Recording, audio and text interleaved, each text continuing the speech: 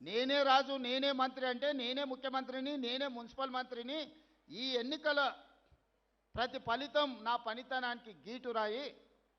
నేను కష్టపడుతున్నాను, ప్రజలు విశ్వసించి ఖచ్చితంగా 80% ఆశీర్వదిస్తారు. కొన్ని పనులు అయినా కాకపోయినా ప్రయత్నంలో లోపం లేదు. మా వాడు నిజాయితీగానే పనిచేస్తున్నాడు, మా కోసమే పనిచేస్తున్నాడని పేదలు నమ్ముతారని నేను చెప్పిన. ఎన్నికల కంటే ముందు 2 రోజుల ముందు నేను ప్రెస్ మీట్ పెట్టి క్లియర్గా చెప్పిన.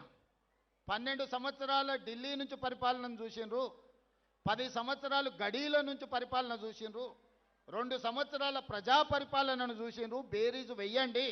12 ఏళ్ళకి ఏం తీర్పిస్తారు, 10 ఏళ్ళకి ఏం తీర్పిస్తారు, 2 ఏళ్ళ పరిపాలనకి ఏం తీర్పిస్తారో మీ విచక్షణను వాడి మీరు తీర్పు ఇవ్వండి అని చెప్పి ప్రజలకు విజ్ఞప్తి చేసిన. దాని ప్రకారం ఈరోజు 85 నుంచి 90% ఫలితాలు అనుకూలంగా వచ్చినాయి. దీన్ని ఇంకా అభివృద్ధి పదం వైపు నడిపించే బాధ్యత నాకుంది.